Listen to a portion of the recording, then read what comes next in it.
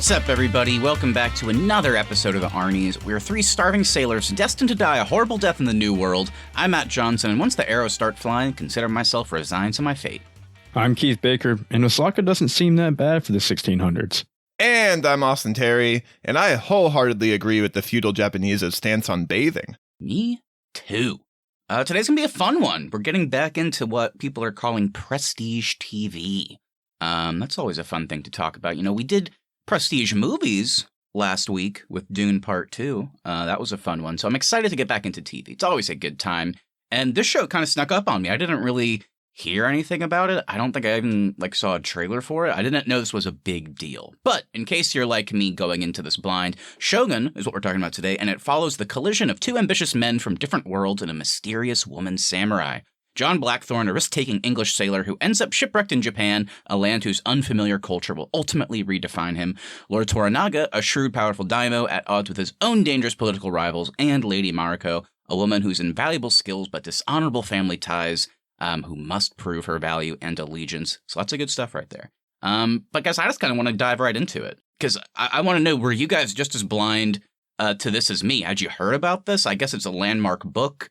Which was made into a really popular miniseries like years and decades ago, I guess, at this point. So this was kind of a big remake, but did you know anything about it? And then I'm super curious to hear non-spoiler thoughts on the series so far now that 3 episodes are currently out. Yeah, I had only heard about it because I've been binging Fargo on Hulu, and every episode of Fargo, they played a trailer for the show. And the trailers looked incredible, and then of course the hype kept building as each episode started releasing, and this has been a really fun binge, these first 3 episodes. I'm wholeheartedly into it. I find this time period so fascinating, and a time period that I myself didn't know a lot about, especially from the Japanese perspective. So seeing all these cultures colliding, all the different religions come into fruition in this feudal Japanese time period is really cool. And then it does kind of feel like a more realistic historical Game of Thrones. And it's got an all-star cast, Hiroyuki Sanada as the lead. You can't go wrong there. As each character's motivation gets more and more revealed each episode and all the allegiances start forming, I'm kind of getting more and more bought into the series. So I think it's been a great 3-episode premiere so far. I'm kind of with you, Austin. I'm really digging the story so far, this time period. I'm fascinated with the whole trade system they had going on with some Europeans, and then how some are not even known at all either. It's always cool to see stories that take place only 300 or 400 years ago, and these people didn't even know about America or Western Europe or Eastern Europe. And nobody can find Japan, which is kind of fascinating. It's just this little island nation that everyone's trying to find, and no one can understand how the Portuguese know where it is. Yeah, there's definitely some confusion going on with what the world looks like to some of these people and what their perspective is. But yeah, I'm liking the characters so far. The action's really cool. I have a feeling we're going to get a lot more of that. So far I'm liking it. I think it's growing. It was the first episode I was not too sure, and then once the second and third episode came out, I was like, yeah, this is really cool. I'm liking this a lot. Yeah, very pleasantly surprised just based on the fact that I hadn't heard about it. And yeah, I'm very much invested. I'm very in. I think it's fascinating. I'm loving the world. I'm loving the perspectives. It's a big ensemble cast, but I think they've played it well in these first 3 episodes, where there are still some characters that we haven't gotten a lot of screen time with, but I feel like we will. But yeah, so far with how many characters there are, it's really interesting to get all these motivations, kind of learn more about them. The hierarchy and the political just nature and ramifications of what's going on is so it's dense, but it's really fascinating too. So I've been getting more and more excited kind of the more the curtain kind of gets pulled back on that and see each person's different perspectives, and what they want seems to be wildly different person to person. And it's really, really just cool. And I'm loving the acting. I'm loving the visuals. But yeah, I don't know. I don't really have too much else to say without probably veering into spoiler territory, but it just gets a major recommendation from me. I think the scale of it, both in terms of story and visuals, I think, like Austin already mentioned, there's a reason that other people are also comparing this to the Game of Thrones level prestige TV. I don't know what the budget on this show is, but it kind of has that feeling of this could be $100 million per episode or something crazy like that. So it's always cool to see something just, I don't know, have this. I mean, it's truly an epic. And I love epics, especially when they're historical epics. In particular, those might be my favorite kind. So yeah, it's living up to the epic nature. not only in the action sequences, but also in just like the characters and like the dynamic like that they share. So I'm loving it so far. Whenever the third episode ended, when I was wrapping it up, I was like, oh, I kind of wish there was more. I want to keep going. I want to watch the next one, but I got to wait a couple days. And then, yeah, there's lots of episodes left, and I'm going to be impatient week to week with this one, I think. Yeah, I think the best thing they're doing is they're keeping everybody's motivations just mysterious enough to where every episode you kind of get a new, like a new carrot to keep you going. And like you think you have people's allegiances figured out, and then somebody does something and it kind of twists your whole perspective of who's allied with who. So that's been like the most ongoing, can't wait for the next episode nature of the show for me. Like the action stuff is great, but the reason I'm tuning in is for these motivations, which is, I think, really well done by the people behind the camera as well. Yeah, I think I'm going to go back and rewatch the first episode. I think I missed a lot in that first episode because you're just trying to figure out what's going on. And there's a lot of, foreign languages being spoken, obviously. So you're trying to read the subtitles, but also pay attention to what's going on screen, too.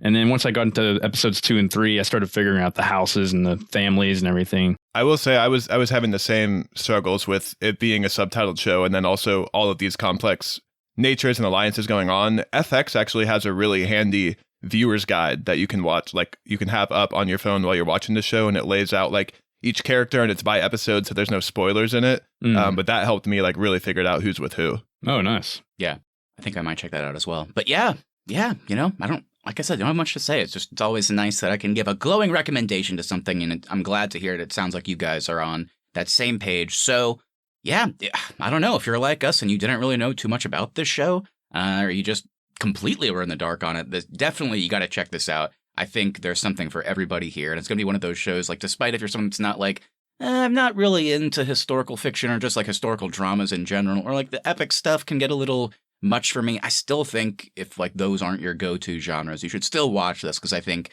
you'll be surprised at, what's happening. Like, I think you're going to easily find several things to pull that you'll like that will kind of keep you going, like Austin said. So I think with that, let's drop the spoiler warning and get into this, guys.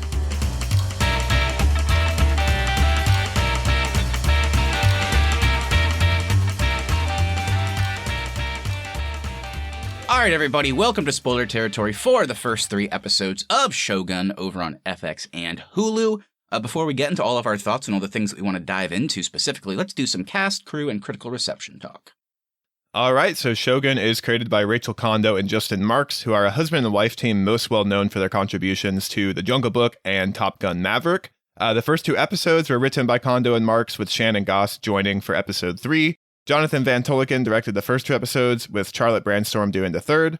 Our score is composed by Atticus Ross, Leopard Ross, and Nick Chuba. And of course, based on the 1975 book, Shōgun by James Clavell. All right, starting off, we got Hiroyuki Sanada as Lord Yoshii Toranaga.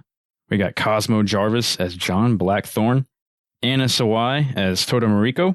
Tadanobu Asano as Yabushige. Takahiro Hira as Ashido.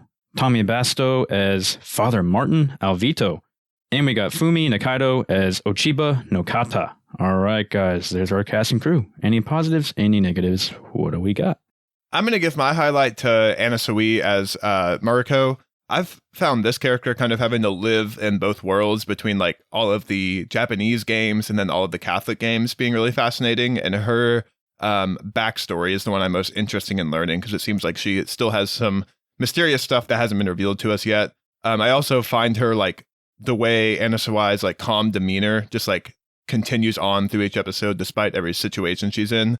She seems like she is all in with Lord Toranaga, but then she's doing a great job of teasing that there's still something beneath the surface there that we haven't seen yet.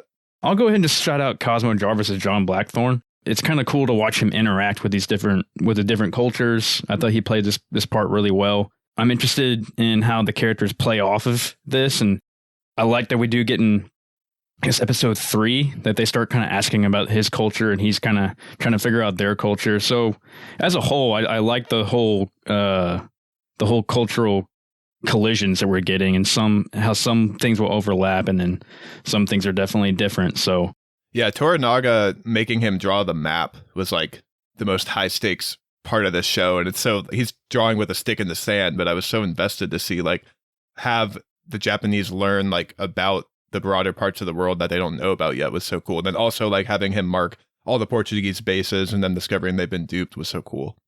Yeah, the show has a good way of making like kind of scenes that would be, shot or portrayed as like maybe a comical scene or like just a whatever, just like an exposition or needed scene. Like this show has those same types of scenes, but there's like always way more stakes to them, which is really cool. But yeah, I mean, I don't think it's any surprise. I've talked about him before on this show. I love whenever he pops up in anything, but my highlight's going to be the lead, Hiroyuki Sanada, as Lord Toranaga. Yeah, I just think he's great, and I love seeing him get like more than just a supporting role. I like seeing him in the lead. I also saw he's an executive producer on the show, so he was definitely like amped, I think, to get this on the screen. But yeah, just a fascinating character, and already the curtain's being pulled back a little bit with some flashbacks in episode 2, and I think some dialogue in episode 3, like kind of, trying to fully understand why he's doing what he's doing. It seems like, at least as of now, he's trying to fulfill the Daimo's last wish and protect the sun. And it's like, well, shouldn't he be like applauded for that? But I just love that it just seems like the other regions are just kind of jealous, petty people. So yeah, it actually isn't really about honor or anything like how they could maybe establish in episode 1. So I'm loving that. But just, yeah, watching him like navigate this political chessboard is so fascinating. Like whether he's like making a move like quitting or like through words or something like that. It's cool to see, but it's also cool just to see him like orchestrate in episode 3, like getting himself inside the carriage instead of his wife's, just so he can go with them to the boats. And it's like, oh yeah, he's pretty smart. So it's fun to watch smart characters be smart in something. So yeah, I think he's great. And obviously he always looks good in action too. So he's kind of giving you a bunch of different things in a performance like this. He's also got some sick burns in this show. Like whenever he tells a lot of the Catholics, like, oh, I wonder if you'd be so devout if you weren't just being bestowed riches on by all these priests, like things like that. He's roasting everybody. All right, guys. Well, with that, it is time to go a little bit deeper and get into our freeform discussion, the main part of our show where each of us just writes down a few points that we want to kind of expand on, get into all the spoilers, and just talk through it all. So, I don't know. Where should we start today, do you think? I want to start with kind of our main POV character, which is John Blackthorne.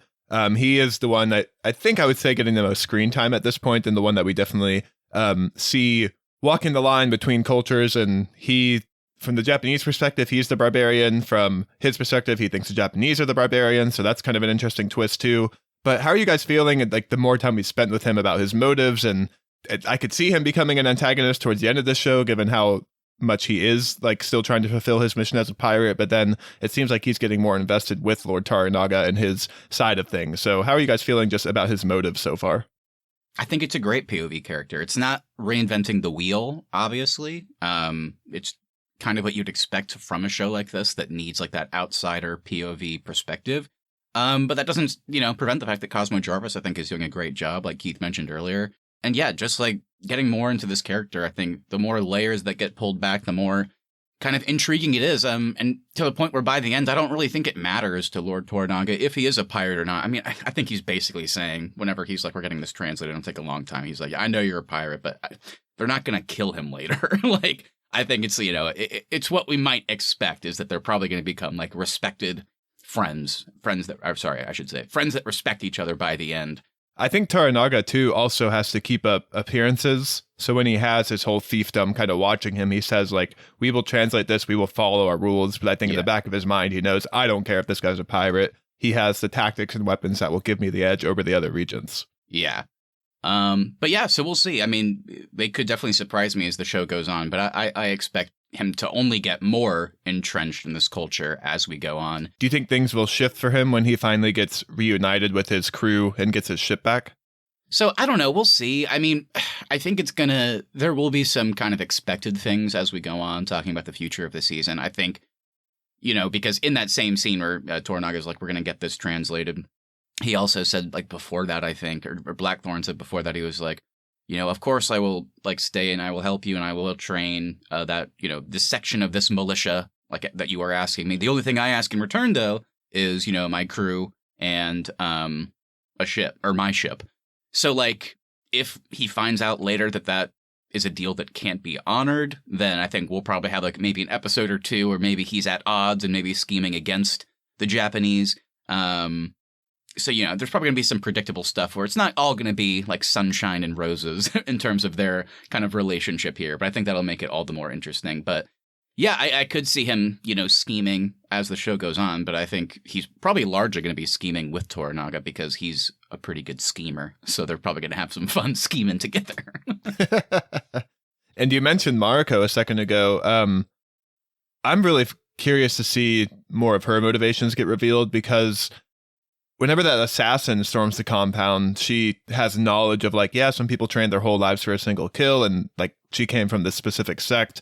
And then when they get attacked, we see Mariko is very capable with a spear and doesn't really flinch in combat. So it seems like she has more knowledge of the seedier underground of Japan culture. And I'm curious what her true background is. She does seem to be respected in this community by most, at least. Maybe not her husband, her dead husband, sorry. But it does seem like there is a push and pull there that I believe Toranaga referenced in episode 1 when he first talks with her that she has there's a dishonorable aspect to her lineage or her family. There's something in her family. I feel like they said, I can't remember what it was, but that there's something about her family line that brings dishonor. So maybe that's why she isn't even higher up. So I'm sure we'll find out about all the ins and outs of that too. Oh, and the Catholic priest says you have confessed dark thoughts and urges to me. Do you still have those? So there's definitely other stuff going on with her. I guess that's what I'm kind of confused about still, and I guess we'll find out more later. But with the houses, maybe with Ishido, I guess since he kind of seems to be the more evil or bad one out of the bunch, I guess maybe she wants him dead. I think that's also a nice little switcheroo that the show made over the course of the first 3 episodes. Because whenever they're initially talking to Toranaga and basically saying, we're stripping you of this. And that probably means that he will, die. And then they even all say that later on, that their plan is for him to be dead. It does seem like Ishido is the lead villain, but something I've also liked as the episodes have gone on is it does seem like he's the only one of the remaining regions that still is trying to have some semblance of honor. Now it seems like the other ones, the Christian ones, are they're the murderous, most fucked up ones, it seems. Well, their income is now threatened by this guy. So... yeah, I'm liking kind of the regions too. But and is he the most villainous of them? I don't know. But I do. I mean, it seems like they're setting up Ishido to kind of be the main, I guess, antagonist of this show. At least that's what it seems like right now, for at least between him and Toranaga. I don't know. Yeah, I don't know if I would say most villainous, but definitely the most ambitious. He wants to be the guy running everything. And it seems like he is willing to throw Japan back into another war to accomplish that goal. Yeah, actually, now that we're kind of talking about it, when it comes to, we can talk about our other main characters and motivations and stuff. But one of the most fascinating ones, and talk about a switcheroo. It's only been 3 episodes, like I already said, with the other some of the other side characters. But we're getting lots of one character starting in one place, and then by the end of just these few episodes, you're like, damn, where the hell are they going? I think a good example of that is Tadanobu Asano playing Yabushige, who, whenever you first meet him, it's oh, okay, I guess this uncle character is kind of an arrogant prick. At one point, he's trying to get all the ships and people for himself. And then what are the characters like? Well, no, you owe this to Lord Toranaga. And he's like, oh, yes, of course. I would never dishonor him. It's there is an interesting relationship there because he has to work with Lord Toranaga. But then there's also the moment where he's making deals with Ishido, which he doesn't follow through with. But now Toranaga knows that he is kind of betraying him, but also is keeping him close, and they're still kind of buddy-buddy. So, I mean, that's easily a character that could become a full-fledged villain by the end, or someone that pines for death. I don't know. There's lots of, flip-flopping, and, characters are very, what's the word? They're kind of loose in this show. It's their motivations can change very quickly based on very small things. It's oh, you're ambitious and you want to, increase your fief. That's the thing with him. I'll betray Toranaga for that, maybe. It's yeah, but they also, once they reveal what a character wants, they kind of stick to that. Yabushige, in the beginning, is trying to gain all these weapons so he can find a way to increase his fiefdom. And then when Toranaga just agrees to expand his fiefdom, he's willing to stay loyal because that's what he wants. So, I'm kind of liking that because the motivations stay mysterious. But then as soon as you learn, okay, this is what this character wants, it's kind of easier to track why they're doing certain things. I also, with Yabushige, they do in the beginning say this guy has a fascination with how people die, and he boils that one sailor alive. So they haven't really gone back to that, but I'm curious to see what happens as they end up in more combat situations and like more like little wars and skirmishes start breaking out. Yeah, Shige was cracking me up in this show. He was the other one I was going to shout out besides Blackthorn in our cast and crew highlights. I like that him and Toranaga kind of have a weird, like almost like a telepathic type communication where it's like, oh, it was bandits. He's like, ah, yes, I'm sure it was those bandits that did that. You're always in the right place at the right time. Yeah, you're always right there. Like Shibe. The second time you've brought me this barbarian, I guess I have to thank you twice. That bandit seems funny crazy. Line. Whenever like the bandits come in and then kill all the guards to save Blackthorn, and then you're like, oh, okay, that's how they're doing. I guess that makes sense. But then Yabashika just walks in and then like doesn't he like throw coin to the bandits and they're like, oh, thank you, and then he just immediately kills all the bandits. Yeah, and then he says I happened to be there because bandits attacked him and I saved him. So he had to, I guess, keep that story. He has to kill them so they're like there's bodies as proof or something. It's crazy. They're going to some wild lengths here. I think originally though he was supposed to pay the bandits to take Blackthorn to Ishido, and then he decided to stay loyal to Toranaga. Let's dive into just the time frames and boundaries of the world at this point. We kind of mentioned in the beginning, but it is really cool to see from the Japanese perspective all of these new cultures coming into their lands and them trying to figure out like what are the boundaries of the world, and them finding out that the new world, like Western cultures, have already like divvied up these lands when they control them and things like that is really interesting. And then also seeing like the Portuguese Catholics at contest with the Protestants and how that's coming onto the mainland. Like they're doing such a good job of all of these complicated historical matters like coming to fruition on a drama has been really cool, and it like stays really interesting. It doesn't feel like you're in the history class or anything like that. Yeah, like just the idea of them like working through and getting the Catholics and those high ranking positions. I mean, that's pretty. Yeah, I mean, because then you think about, well, there's already two on the the council basically, so it's like, damn, like they're actually able to do that is crazy. Yeah, it is really just wild to think about real life. Like, really, like in the 1600s, it's like in the grand scheme of time, very recent, and like, yeah, there's just so much unknown. Like, yeah, it is crazy. It's wild to think about.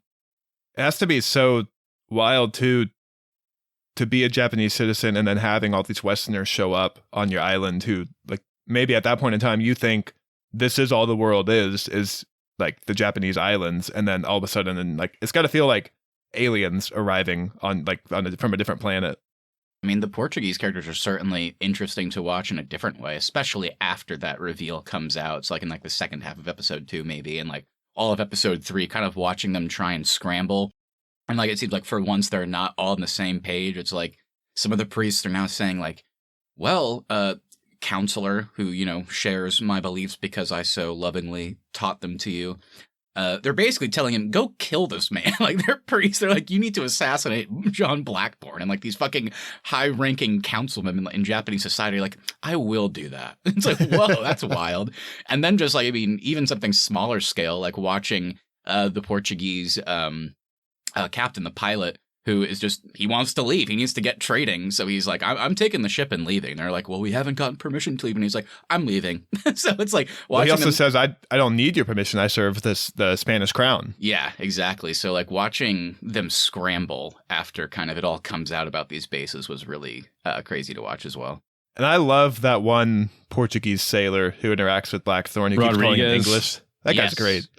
I hope he sticks around for a while. I haven't seen that actor in so long. I remember that was the guy in Lost that never aged. Oh. But yeah, I'm liking the beard. Yeah, it's looking pretty good. But yeah, I kind of got the feeling that he was going to be a one and done character in episode 1. I was like, do we really? I think they even like say goodbye to each other at that point. Like, do we need more? I'm so glad he's been in every episode so far. Yeah. It seems like there's no reason he wouldn't stick around for more. But yeah, I love that scene whenever he like repays his debt to Blackthorn by just slightly letting him able to command his little ship without like passing him and not going over these rocks.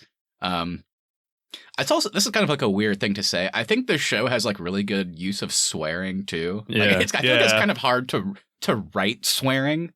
And it's hard to make it seem improvised. But whenever Blackthorn is basically like, we're going to Osaka, but we're leaving you behind.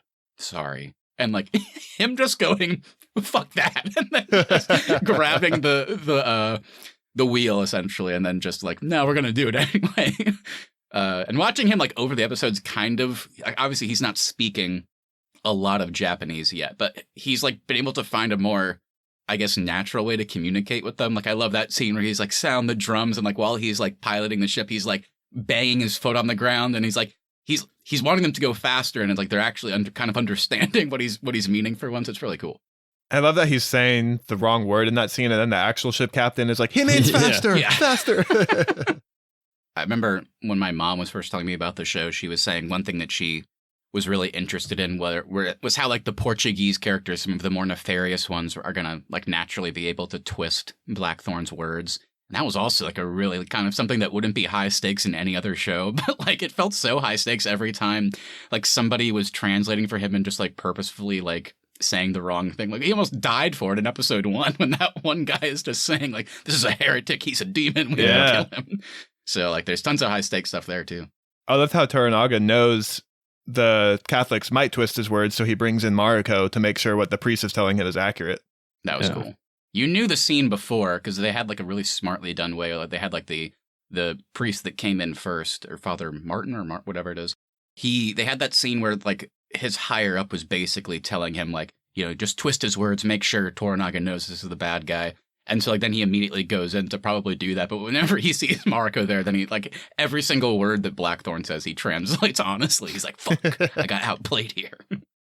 Yeah, so let's touch on the action a little bit. One of my favorite scenes, as far as action goes, was the attempted assassination on the heretic, or we thought it was going to be Toranaga. What do you guys think about that one? It was so quick and bloody. Like, I kind of forget that this show has an R rating because it's a lot of dialogue. But then when the action starts, like, it's very in your face, and throats are getting slit and blood splattering all over the clean, like, dojo walls and all that. Like, that scene was great. I also love the wood scene, just like they're in pitch black, and then all of a sudden all these flaming arrows start raining on the ground. It all looks great, and they're not overusing it. Like, there could be a way to do this show and like overly rely on samurai duels and things like that, but when it's used, it feels important. But I would say it's still only like 10% of the show so far. Yeah, I imagine as we get more towards the end, it'll get ramped up and you're going to get more of these like large scale battles. At least that would be my assumption. But so far, I've really been liking them as ways to break up some of the like dialogue heavy scenes or anything like that. Even though I love the dialogue heavy scenes, but it almost makes like the action feel surprising, like to your point, every time it happens. And we've already gotten so many different types of action. Like you said, we got some like ship-related stuff, which was really cool, especially since it's 1600. So it's like there are cannons and things like that, but at least so far there's less reliance on that. Like that action scene really was just like speed-based, which was kind of interesting to see. But yeah, like we've already gotten something larger scale in the woods. I think the thing I loved about that is it kind of highlights that I think back then especially, like there is just naturally, I think, going to be lots of confusion on the battlefield. Like the second Toranaga walks out and people see him, they're like, oh shit. And Ishido's people are there. Then they start having to fight each other and also fight the people on the ridge they're shooting down who's with another one of the regents. Like it's just a wildly confusing scene in a really good way. And then, yeah, then you get something like super small scale, like that assassin in the hallway scene. That was so sick. Like I loved that scene. And yeah, the blood in that scene especially really like caught me off guard in a really good way. The action, like you said, there hasn't been a lot so far, but it's been really cool. Even something like super scary, like whenever like Rodriguez and Yabushige almost drown in episode 1, like that was another kind of high stakes action scene. So yeah, we've gotten like a wide variety so far. I am too excited touching on that assassin again to learn more about, I guess, just the different factions too. Because like I said earlier, Mariko does say that this assassin like trained her whole life for one kill and like went to some, I guess, school or like something like that. So I'm excited to see more of those things get revealed. Oh yeah, she worked there for years, that she said, and never made the move. It was supposed to be at a certain time. Probably had to wait for the order too, right, to come through. True. Yeah, it was just like something that could happen at any time, right? I mean, there's got to be some like crazy, like I feel like even larger scale battles as this goes on. Got to imagine there's going to be some large-scale naval battle, too, just with Blackthorn being a sailor and the Portuguese black ship leaving, and will probably now come back with more, probably an armada, because they now think their territory is threatened by an Englishman being there. Yeah. Definitely. I feel like we're definitely going to get a Toranaga showdown with somebody, like a one-on-one sword duel. For sure. Will he duel a Shido in their like decked out, sick looking samurai armor? Oh man, the armor, even though we've seen like levels of the armor so far. Like we haven't seen like a bunch of characters in like the full garb. Like they're still teasing that because like whenever characters walk through the hallway and just like look in a room, you just see like the really sick armor like on the wall, and like that's definitely coming off at some point because we gotta get in that. Yeah, I'm excited for the suit up sequences, but yeah, I think we're in store for a lot of great action and I don't know, like a lot of great political stuff as the season goes on. I don't even really know specifically what's going to happen. I guess I know like a couple potential things, like because this is, I guess, loosely based on, real stuff that did happen back then. So in terms of like who maybe comes out on top, I'm pretty sure I know the answer to that, but obviously I won't say anything. But I'm still excited just for the journey and how they're going to do this. And like, it's one thing for like Toranaga, either I suppose his options are he dies or he succeeds in kind of overthrowing this and getting the Daimo's son in a position to, take over as heir when in a few years, whenever they are of age. Mariko, it'll be interesting to see what her fate is in this society. But then someone like Blackthorn, it's like, really, what does this character do at the end of the show? That'll be super interesting to see. In episode 3 is when he, I believe, talks more about, his family and kind of expands upon like, well, I do have a family, but like when it comes to my daughter, for example, I left England, like, I've never met her. So like, does he leave at some point? Does he become fully in the society? I don't know. So I'm very curious what the fates of all these characters are. I do think they are setting up a romance with him and Mariko too. And I'm curious if he like earns a seat at the table maybe by the end of the show and decides to stay in Japan. And like maybe that's his journey as he arrives thinking he's going to conquer Japan and then kind of gets invested in their society and way of life too. I did also see the creators said that this will not be an ongoing show. This is a one and done. They wrote it to be the book and only the book, and they have no interest in it becoming like a long franchise for Hulu too. So like that as well, just staying committed to your vision and not trying to drag things out. Yeah. Yep. Seems like they're sticking with the miniseries nature that the original, miniseries was as well. So I like that too. What about, what do y'all think about Toranaga and Yabushige's relationship? They kind of have like a weird friendship, but he also thinks that Yabushige wants his power as well.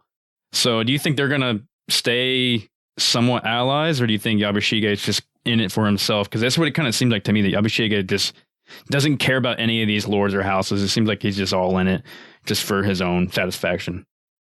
I think Yabushige is back to being kind of fully invested with Toranaga now, because Ishido promised him his seat on the Regent's Council, but that's not what he wanted. He wanted his fiefdom expanded, and that's what Toranaga is able to give him. And the Shido samurais also say, like, Yabushige betrayed us, so Ishido knows that now. So I think by him choosing to stay and fight with Toranaga's soldiers, I think he did finally pick a side, and I think he is sticking with Toranaga. I am nervous, though. I'm nervous at some point that Hiroyuki Sanada will end up dying, and I just don't want to see that happen. I like Hiroyuki so much. I don't know. My feeling as of now, like, I guess basically like a third of the way through the season and the show at large, I think all the main ones are going to make it. As for like Yabushige, I don't think he'll go back to Ishido, but I could see him like abandoning Toranaga just because they've established like from his first scene that he's a very selfish character. So he could leave if it means that, I don't know. We'll see. I could see him dying, but yeah, I guess maybe as a closing thing, I am curious. It's already a big ensemble, but there are like several characters that seem like they would have a very big importance to the story that we have like just gotten not too much of yet. Not saying that in a bad way, but like Toranaga has a family. He has like a son that's with them at the end. I'm curious, like, is there any expansion of that? Yeah, I'm curious, like, what some of these other like key family members or people in the society, how they could be involved with this. Also, shout out to his wife. I think she's so funny. I like their conversations. So like they're just like kind of goofy. And then does together. he also have like a concubine that's pregnant as well? That's how I read that scene. Yeah, is that she was pregnant with his child, but clearly that wasn't an issue because like they were all sharing a meal together. So I guess that maybe that was just a part of that society at the time. Maybe high-ranking people. I don't know. But yeah, that's how I read it too. And then maybe to close out, I just thought like the ending of episode 3, whenever he's like teaching him how to dive, is like kind of cute, but also like just fun. And then like how like once he gets exhausted from doing that, that's when Toranaga's like, I'm challenging you to a race. So I'm already really liking where their relationship is at after just a few episodes. But yeah, very excited to see it grow more. Did you like his cloth like tidy whities while he's diving? I thought that was pretty funny. I was like, he should just be doing this naked, frankly. Like, there's no reason to be wearing that cloth. All right, guys. Well, with that, before we close out here, of course, we got to do some Arnie's Podcast Awards, the part of our show where we take something from the project that we just talked about, and we give an award to something positive, negative, something in between, whatever it is. It just has to be award-worthy in our eyes. So, guys, what is it going to be this time? I'm going to give the sickest burn award to Blackthorn, actually, whenever he's yelling at that one samurai and like losing his mind about the purity of a woman and all that. And then he just ends with, and your hair looks like a pony's tail. And then he turns immediately to Mariko and says, hope I didn't go too far with the ponytail comment. That had me cracking up. And then whenever Mariko says like, are women really pure in England? And he's like, absolutely not. Like, it's so great. Okay, there's lots of talks about baths in this show. We get a really horrible death with one of them. Like this guy gets boiled in a bathtub alive. That was horrible to watch. So I won't give an award to that guy, but I will give an award for the, I guess I'll just call it the much needed bath award. And that will also go to John Blackthorn because he denies a bath. And he's like, 2 baths in 1 week. Do you want me to catch the flux or something like that? And she's like, you smell like shit. He's like, like he literally is like has dirt all over his face in that scene.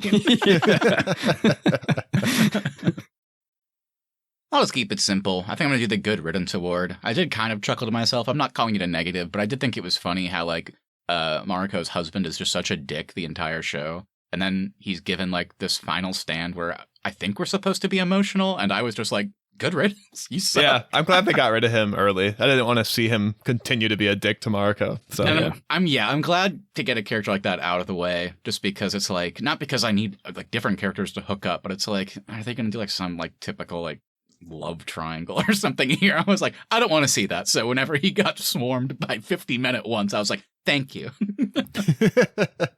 Yeah, whenever he dies and John goes up to her, he's like, I'm sorry about your husband. And she's just like, like she's just kind of smiling and doesn't really react at all.